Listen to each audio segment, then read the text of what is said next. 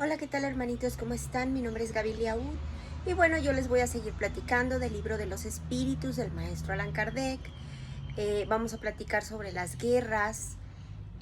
¿Cuál es la causa que lleva al hombre a la guerra? Bueno, pues es el predominio de la naturaleza animal sobre lo espiritual y esa saciedad de las pasiones. En estado de barbarie, el único derecho que los pueblos conocen es el del más fuerte, y entonces de ahí viene la guerra. Sea para ellos un estado normal, conforme el hombre va progresando, se va tornando la guerra cada vez menos frecuente. ¿Por qué? Porque vamos a evitar las causas que la desencadenan. En cuanto el conflicto es necesario, bueno, pues se tiene que humanizar. La guerra desaparecerá algún día de este mundo, sí, pero tiene que ser cuando nosotros hayamos comprendido la justicia, cuando practiquemos la ley de Dios, entonces todos vamos a entender que somos hermanos. ¿Qué objetivo ha tenido la providencia al hacer que la guerra sea necesaria? Bueno, es la libertad del progreso. Si al efecto, ¿qué ha de alcanzar la guerra? Por finalidad, porque lo que queremos es ¿Cómo, ¿Cómo se explica que a menudo tengamos por finalidad y por el resultado la esclavitud? Bueno, momentáneamente, pues sí, la esclavitud es como para agrupar a los pueblos para poderlos hacer llegar más rápido. ¿Qué podemos pensar de el que está desencadenando la guerra, pero lo hace en su propio beneficio? Bueno, ese es el verdadero culpable. ¿Por qué? Porque necesita muchas existencias para expiar todos esos crímenes que ha sido causante. ¿Por qué? Porque va a responder por cada hombre cuya muerte ocasionó, porque no lo hizo, no era necesaria esa guerra, sino más bien tenía mucha ambición, y entonces se le hizo fácil decir, bueno, vamos a hacer guerra, y como él podía influir en todos los demás, bueno, ahora cada hombre que murió por él, cada hombre que derramó sangre, bueno, pues ya le tocará pagar por cada uno de esos hermanos. Y bueno, el crimen, el asesinato, pues es un crimen a los ojos de Dios, claro que sí. ¿Por qué? Porque le estamos arrebatando la vida a un semejante, porque estamos tronchando una existencia que tiene expiación, que tiene misión, y eso es lo que hace el mal. Entonces, ¿siempre hay el mismo grado de culpabilidad en el asesinato? Para Dios es justo y Él va a juzgar más la intención que el hecho mismo. ¿Exime Dios el homicidio en caso de alguna legítima defensa? Solo la necesidad puede excusarlo, pero si se puede preservar la propia vida sin atentar en contra del agresor, debemos de hacerlo. ¿Es culpable el hombre de los homicidios que comete durante la guerra? No cuando está obligado por la fuerza, ¿sí? Pero sí es culpable de las crueldades en las que incurra, y en la humanidad, en cambio, pues le va a ser tenida en cuenta. A los ojos de Dios, ¿cuál es más culpable? ¿El parricida o el infanticida? Los dos, porque un crimen es un crimen. ¿A qué se debe que ciertos pueblos ya adelantados desde el punto de vista intelectual, el infanticidio figure entre las costumbres y que esté como consagrado en la legislación? Bueno, el desarrollo del intelecto no trae consigo la necesidad del bien. Un espíritu superior en inteligencia puede ser un espíritu muy malvado, porque estamos hablando de que es superior en inteligencia, no de que es un hermanito elevado, son cosas distintas. Y es uno que ha vivido mucho, sí, por eso es muy inteligente, pero no se ha mejorado. Y esto él lo sabe, aunque él no lo diga, no lo reconozca, bueno, él sabe que ha tenido muchas experiencias, muchas existencias, ¿sale? Bueno, eh, nosotros tenemos un instinto de destrucción y eso es lo que tenemos que aprender a controlar. porque a veces lo sentimos como si la destrucción fuera una necesidad y la crueldad no lo es nunca, siempre es de mala índole. Nadie que sea cruel puede ser una buena persona. ¿Cuál es la razón de que la crueldad sea el carácter dominante en esos pueblos primitivos? Bueno, nosotros le llamamos pueblos primitivos, sí, porque la materia prevalece sobre el espíritu.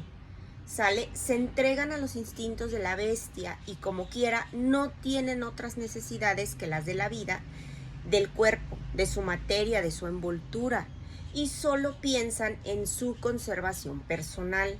Esto es lo que hace que ellos se vuelvan crueles.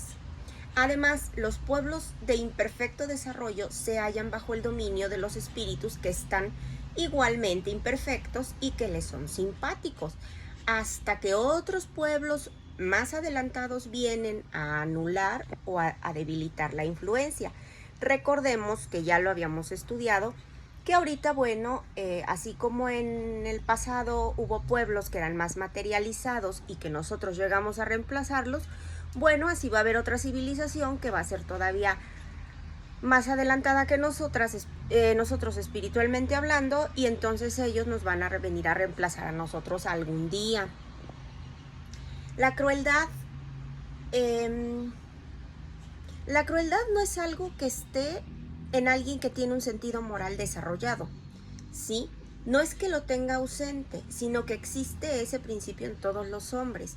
Ese sentido moral, precisamente, es el que más tarde hace de ellos buenos seres humanos, que seamos humanitarios. ¿Por qué? Porque está, por ejemplo, el salvaje. Ese salvaje tiene el principio del perfume en esta flor antes de que se abra. Todas las facultades existen en el hombre en ese estado rudimentario o latente y se desarrollan según las circunstancias que les sean más o menos propicias. El excesivo desarrollo de unas detiene o neutraliza el de otras. La sobreexcitación de los instintos materiales va a sofocar el sentido moral, del mismo modo que el desarrollo del sentido moral ya ha debilitado poco a poco a las facultades que son puramente animales. ¿Cómo explicamos que en el seno de la más adelantada civilización se encuentren a veces tan crueles hombres, tan salvajes? Bueno, de igual manera en que el árbol está cargado de buenos frutos, hallamos algunos que no han alcanzado ese desarrollo pleno, ¿sí? Entonces, si lo queremos llamar así, tienen una vestimenta, una civilización, están como en medio de un rebaño de ovejas, y esos espíritus de orden inferior, esos espíritus que están muy atrasados, pueden encarnar entre hombres evolucionados. ¿Por qué?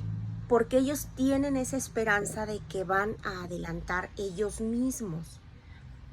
Entonces, la prueba les resulta demasiado pesada, puede ser, porque su materialismo están tan sumergidos en la materia que a veces eso es lo que va a llegar a predominar entre ellos.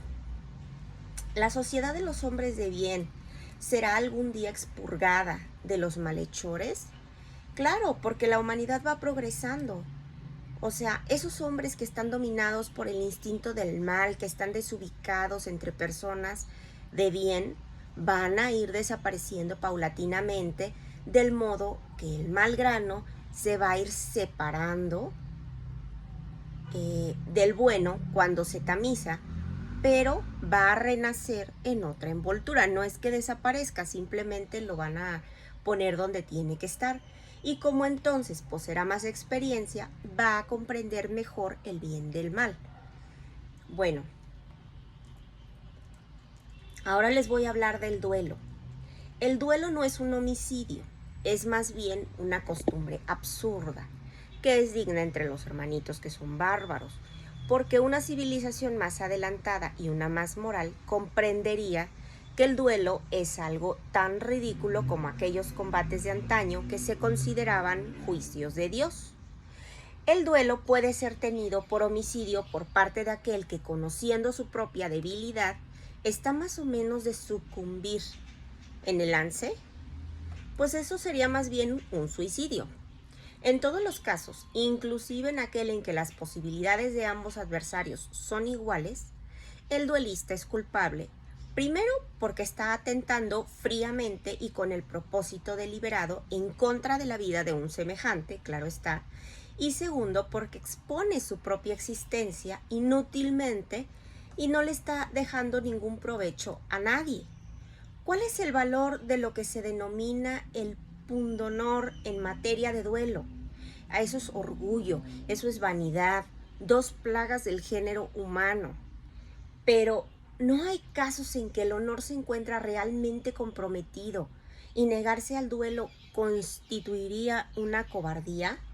Depende de los usos y costumbres que sean vigentes en ese momento. Cada país y cada siglo tienen al respecto una manera de ver las cosas de forma distinta.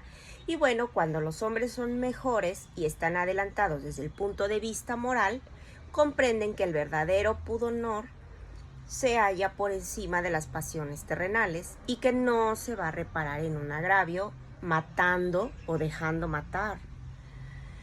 Hay más grandeza y verdadero honor en confesarse culpable si no se tiene la razón, o en perdonar si se tiene, despreciando en todos los casos los insultos que no nos pueden afectar.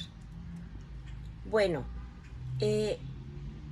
algún día va a desaparecer la pena de muerte, incuestionablemente, y la desaparición va a ser muy buena porque estamos hablando de un progreso en la humanidad.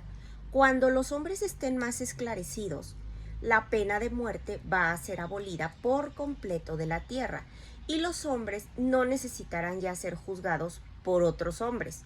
Hablo de una época que todavía tenemos muy, muy lejana. Seríamos injustos para con la sociedad moderna si no viéramos un progreso en las restricciones impuestas a la pena capital en los pueblos que están más adelantados, de acuerdo con la índole de los crímenes a que se limita su aplicación.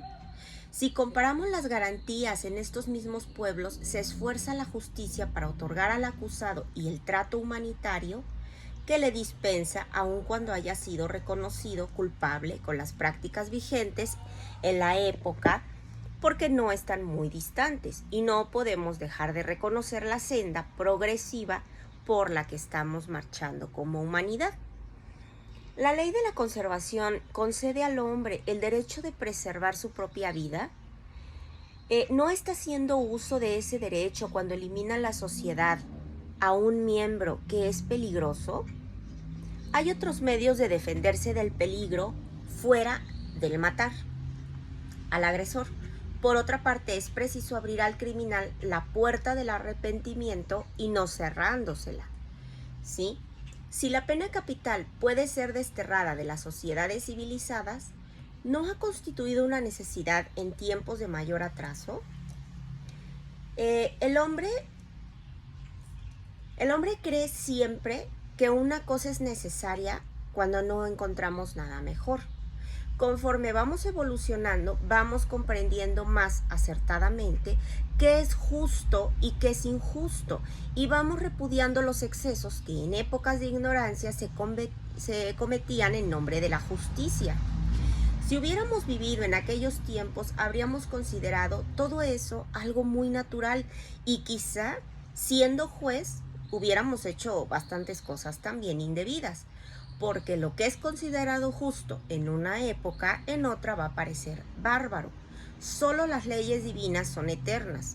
Las humanas se van modificando con el progreso y van a seguir cambiando todavía hasta que nuestras leyes de seres humanos se pongan en armonía con la ley de Dios.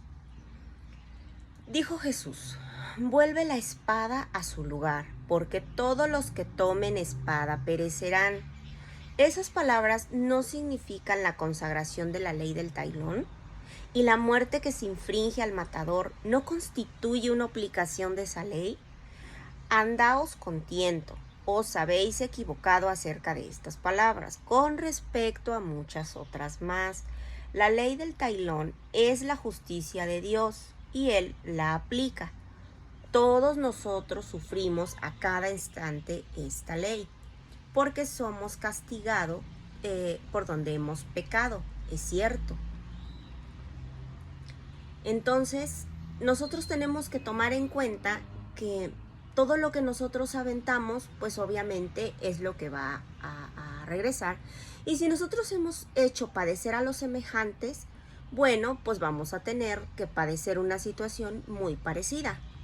En ese sentido, ¿no nos ha dicho también Dios, perdonad a vuestros enemigos? Y no os ha enseñado que pidamos a Dios que perdone nuestras faltas, como perdonamos vosotros las de los demás. Es decir, en la misma proporción en que nosotros perdonemos, nos van a perdonar. Eso es lo que nos han enseñado Dios, a perdonar. ¿Qué hemos de pensar de la pena capital que se aplica en nombre de Dios? Es como si tomáramos el nombre de Dios en la administración de la justicia.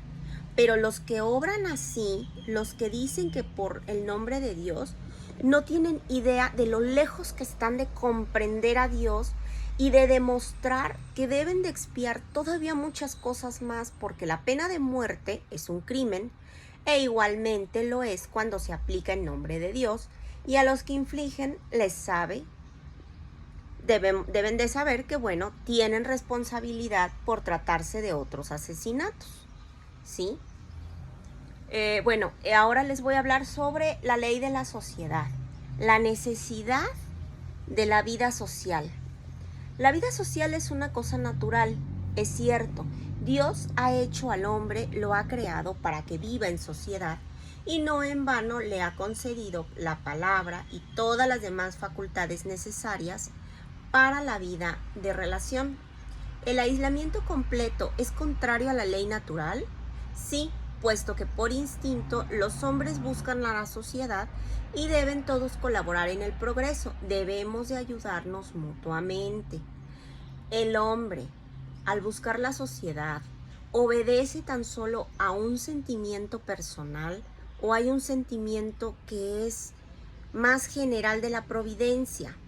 El hombre debe de progresar, no solamente lo tiene que hacer porque sí, sino porque poseemos esas facultades.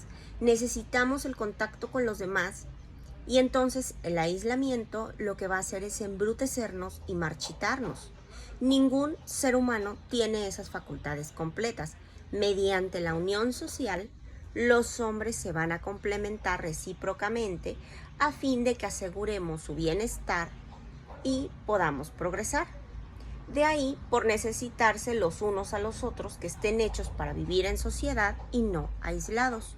Bueno, hermanitos, espero que les haya gustado. En el próximo video vamos a hablar sobre la vida de aislamiento, el voto de silencio, ¿sale?